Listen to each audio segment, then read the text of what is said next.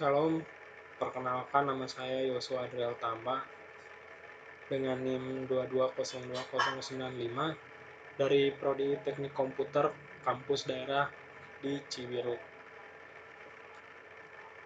Di sini saya akan menjelaskan intisari materi dari perkuliahan mulai dari tentang Yesus Kristus, dosa keselamatan, lalu Alkitab, lalu keiman dan ketaatan, dan tujuan hidup.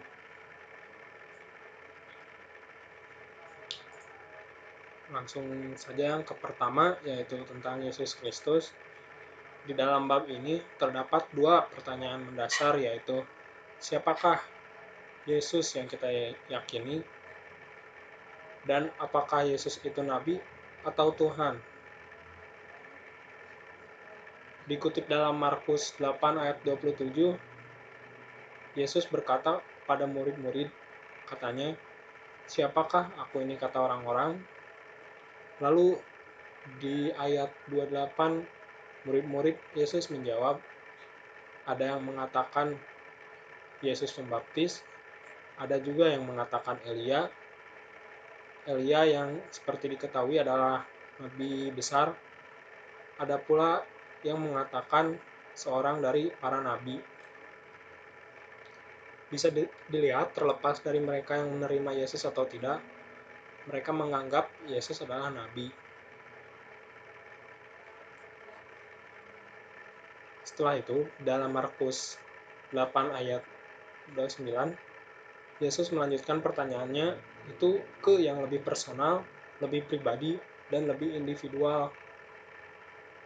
Tanyanya, tetapi apa katamu? Siapakah aku ini?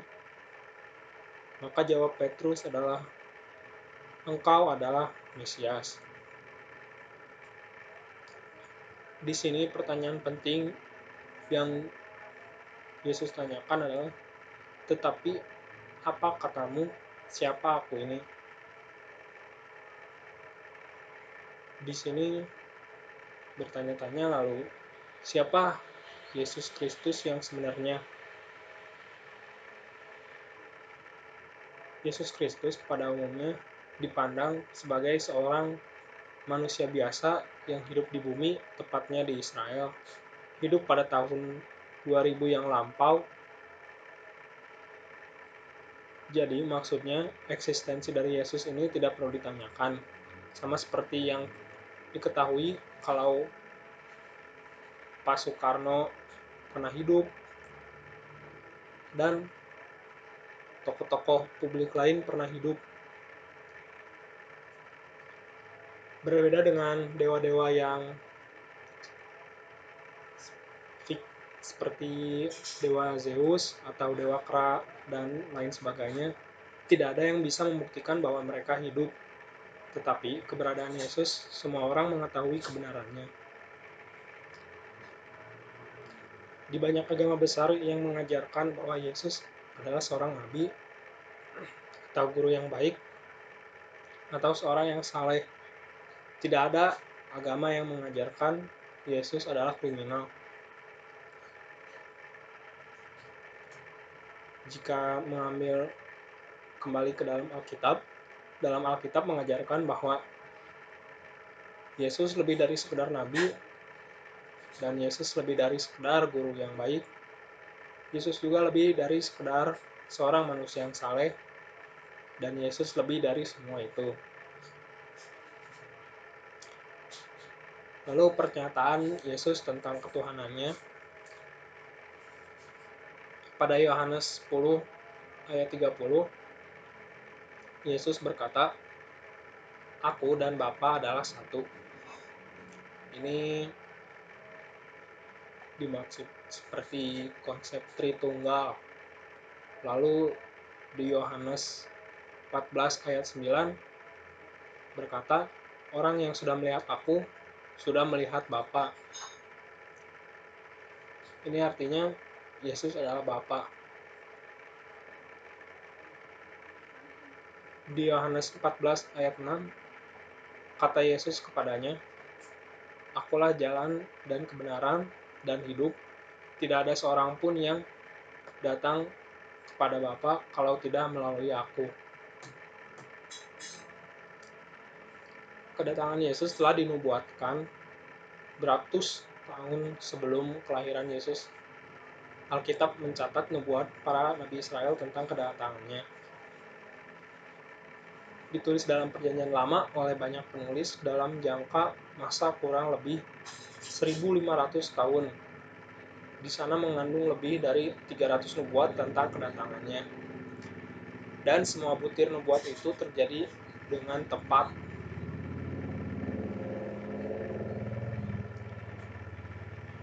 Hidup dan kata-kata dari Yesus pun membawa perubahan.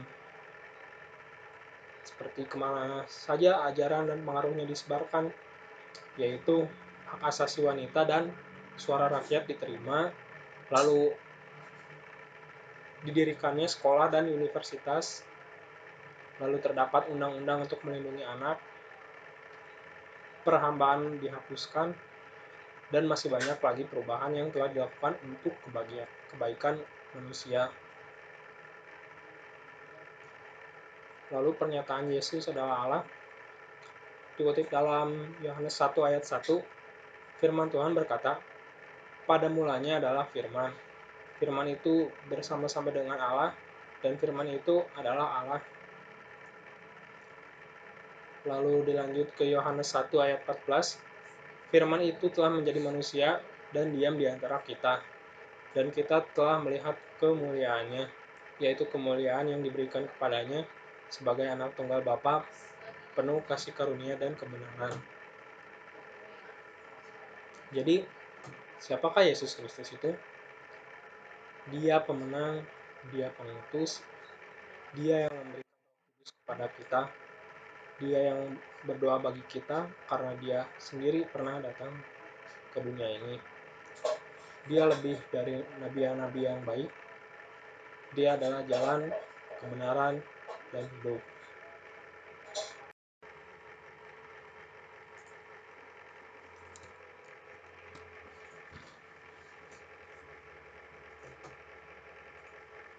Lalu pembahasan selanjutnya adalah intisari dari materi dosa dan keselamatan. Dalam bab ini terdapat satu pertanyaan mendasar, yaitu mengapa Yesus harus datang dan mati di kayu salib. Awalnya, masalah manusia yaitu ketidakpastian, ketidakmampuan, kekecewaan, bahkan frustasi yang mendalam atau penderitaan lahir dan batin. Pada zaman dahulu, pada zaman Adam, hidup manusia dan Allah memiliki hubungan yang erat. Mereka bisa berinteraksi tanpa dipisahkan oleh jarak dan waktu. Tetapi manusia memilih untuk tidak taat kepada Allah dan jatuh ke dalam dosa. Lalu manusia pun diusir dari Taman Eden dan terputuslah hubungan antara Allah dengan manusia. Lalu generasi setelah Adam harus melalui media untuk beribadah seperti mezbah atau batu untuk korban bakaran. Lalu apa akar dari masalah manusia? Maka kembali ke Alkitab, yaitu penyebab terbesarnya adalah dosa. Perpisahan manusia dengan Allah yang berakibat kematian. Apakah dosa hanya perbuatan yang melanggar firman Tuhan, seperti menipu, berkata kasar, dan melakukan kejahatan?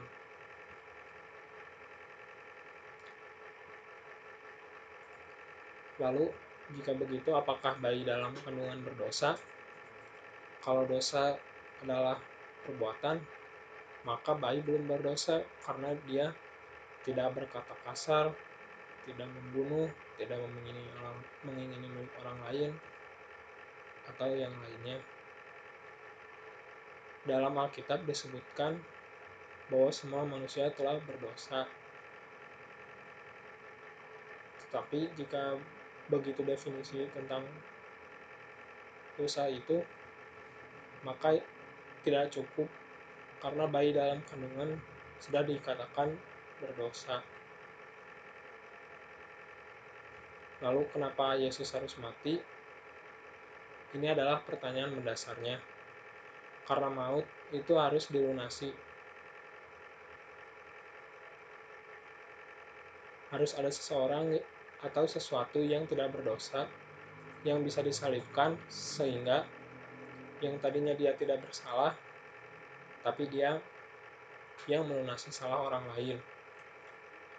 Dikutip dalam 1 Petrus 2 ayat 24, ia sendiri telah memikul dosa yang kita di dalam tubuhnya di kayu salib, supaya kita yang telah mati terhadap dosa hidup untuk kebenaran.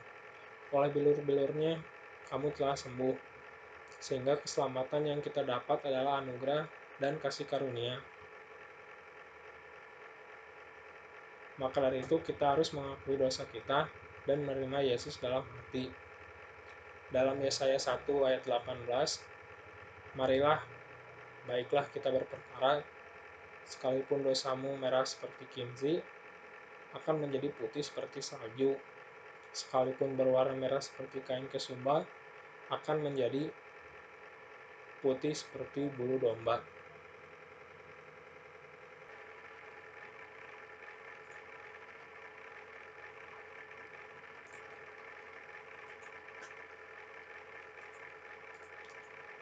Setelah dosa dan keselamatan, sekarang lanjut ke materi selanjutnya, yaitu tentang Alkitab. Dalam bab ini terdapat pertanyaan yang mendasar juga, yaitu bagaimana Alkitab ditulis, lalu yang kedua, apakah Alkitab sekarang masih asli atau sudah dipalsukan, lalu pertanyaan ketiga, apakah ada kitab lain di luar kitab kita, misalnya surat Thomas yang biasa disebut Injil Thomas. Lalu keempat, apakah Alkitab benar-benar firman Tuhan? Bagaimana kita tahu kalau firman Tuhan itu berasal dari Allah? Poin pertama yaitu Tuhan berbicara langsung kepada manusia, seperti Tuhan berbicara langsung kepada Amos tentang pernikahannya dan sebagainya. Alkitab dalam kurun waktu 1600 tahun ditulis, yaitu dari kitab Perjanjian Lama yang ditulis sekitar tahun 1500 Masehi, sebelum Masehi. Lalu kitab Perjanjian Baru yang ditulis sekitar tahun 100 sebelum Masehi. Dan kedua kitab ini saling berkaitan satu sama lain. Lalu Alkitab juga adalah buku yang istimewa karena Alkitab, buku yang terlaris di dunia, didistribusikan sekitar 19 miliar sejak tahun 1947. Diterjemahkan ke dalam lebih dari 800 bahasa dan dimiliki oleh dari 300 negara. Bahan tulis kuno yang digunakan untuk menyalin Alkitab yaitu ditulis dari batu. Ini adalah pesan pertama Tuhan yang pertama, seperti Musa yang mendapat perintah Tuhan di dua loh batu, tapi kelemahan batu ini yaitu sulit dibawa karena berat. Berikutnya, pesan-pesan Allah dituliskan ke dalam tanah liat, tetapi media ini juga memiliki kelemahan, yaitu gampang pecah. Lalu selanjutnya ditulis di dalam papirus. Memang bahan ini lebih ringan dan lebih mudah dari sebelumnya, tapi bahan ini memiliki kelemahan juga, yaitu gampang rusak dan berjamur.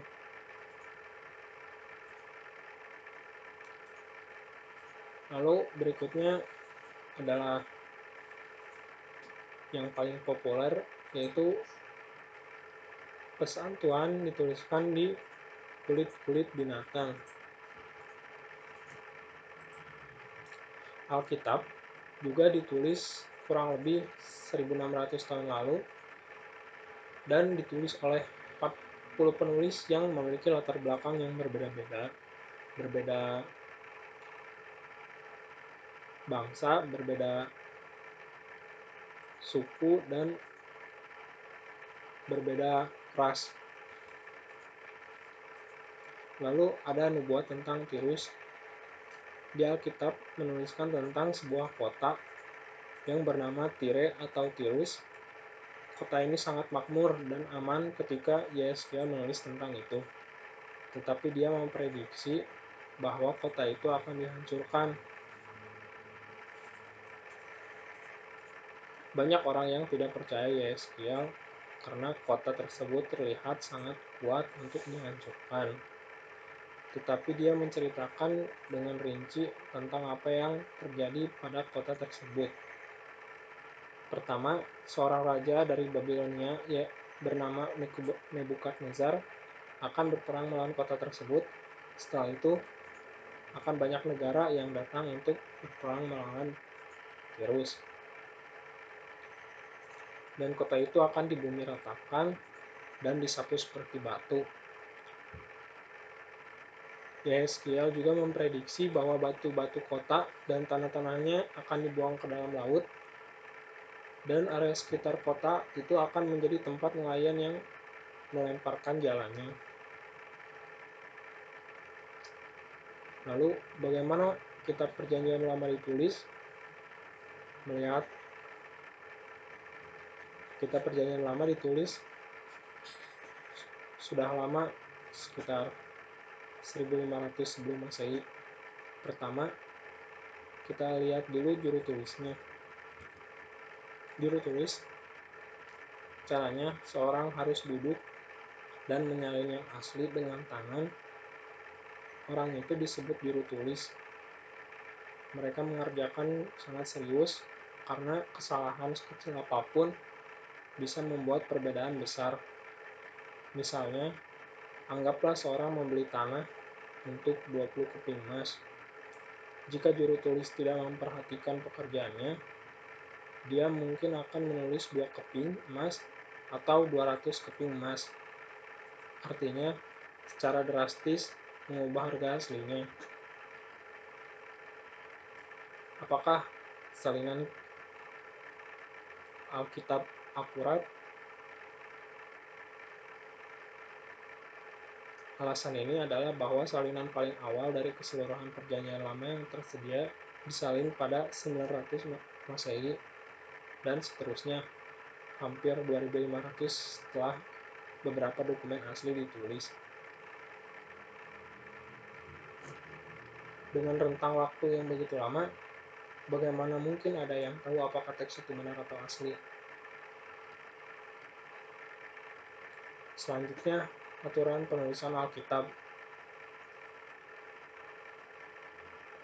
Aturan penulisan kitab Perjanjian Lama, yaitu kitab tersebut dibuat oleh nabi. Penulisannya harus diakui berasal dari Tuhan dan menggunakan bahasa Israel. Lalu aturan penulisan Alkitab Perjanjian Baru, yaitu kitab-kitab berasal dari Tuhan yang berisi firman Tuhan, ditulis oleh rasul atau nabi Tuhan, dapat dibuktikan kebenarannya memiliki pengaruh untuk mengubah kehidupan manusia, dan kitab tersebut digunakan oleh orang yang percaya atau pengikut Kristus.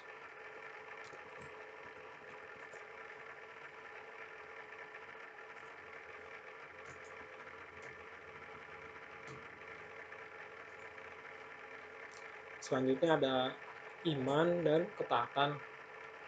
Ini adalah materi intisari keempat dari pemaparan ini, yaitu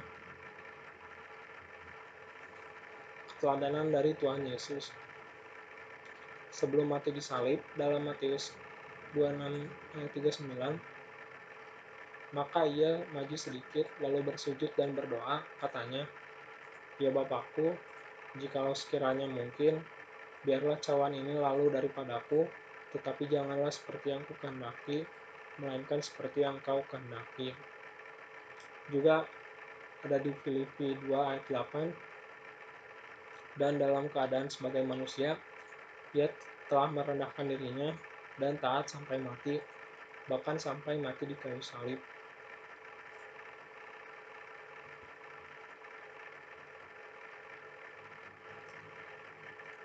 Di 1 Korintus 7 ayat 19, sebab bersunat atau tidak bersunat tidak penting, yang penting ialah menaati hukum-hukum Allah. Lalu di Yohanes 3 ayat 36, barang siapa percaya kepada anak, ia beroleh hidup kekal. Tetapi barang siapa tidak taat kepada anak, ia tidak akan melihat hidup, melainkan murka Allah tetap ada di atasnya.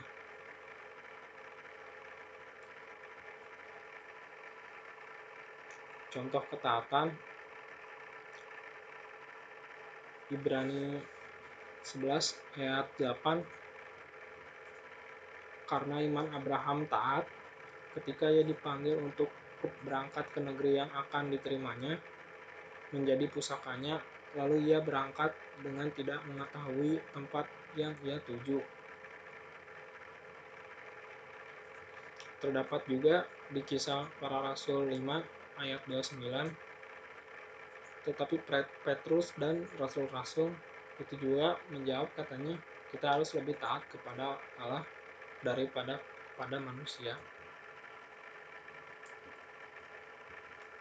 Kerinduan Allah, terdapat juga kerinduan Allah, yaitu di Matius 2 ayat 37, jawab Yesus kepadanya, kasihilah Tuhan Allahmu dengan segenap hatimu dan dengan segenap jiwamu dan dengan segenap akal budimu.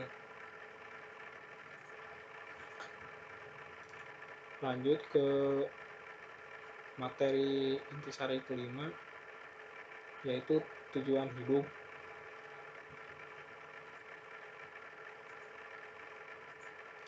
Dalam bab ini terdapat pertanyaan mendasar, yaitu apa makna dan tujuan hidup kita.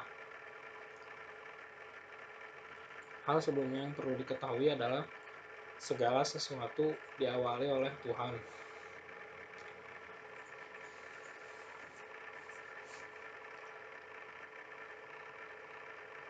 Bagaimana menemukan tujuan hidup? Kita dapat menemukan identitas dan tujuan melalui hubungan dengan Tuhan Yesus. Tuhan memikirkan kita jauh sebelum kita memikirkan dirinya. Tuhan telah merancangkan kehidupan kita. Kita bisa memilih karir, pasangan hidup, hobi, dan lainnya. Tapi kita tidak bisa memilih tujuan hidup kita. Tujuan hidup kita sesuai dengan tujuan yang lebih besar dan menyangkut alam semesta yang dirancang Tuhan untuk kekekalannya.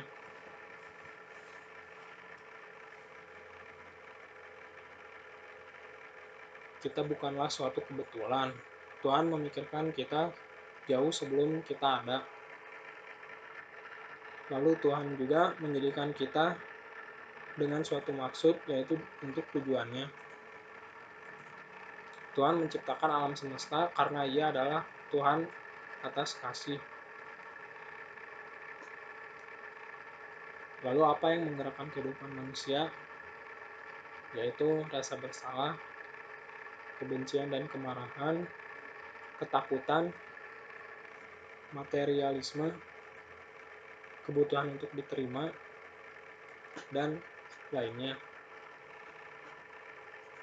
Lalu manfaat dari kehidupan yang digerakkan oleh tujuan, yaitu mengenali tujuan, memberikan arti pada kehidupan kita. Mengetahui tujuan juga menyederhanakan kehidupan kita. Lalu mengetahui tujuan bisa memberikan fokus pada kehidupan kita. Mengetahui fokus akan memotivasi kehidupan kita dan akan menyiapkan kita untuk menghadapi kecelakaan.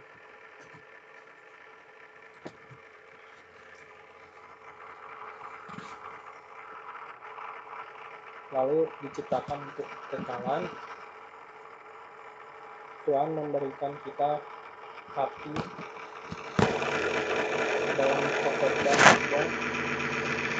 ayat 11. Dia membuat segala sesuatu benar pada waktunya, bahkan Dia memberikan kekekalan dalam hati mereka, tetapi manusia tidak dapat mengulangi pekerjaan yang dilakukan Allah dari awal sampai akhir.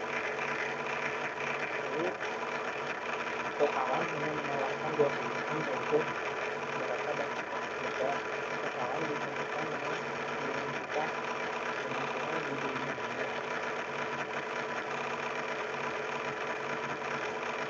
Hidup dalam terang yaitu menghargai hubungan dan karakter daripada kepopuleran atau kekayaan atau prestasi atau bahkan kesenangan.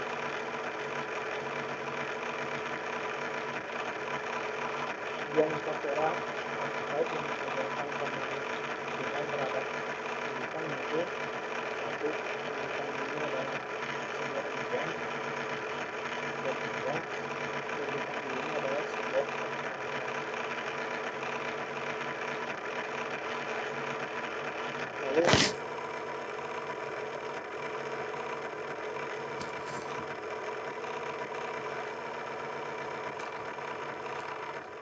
sekian yang bisa saya sampaikan mengenai intisari dari materi perkuliahan PAK ini. Terima kasih.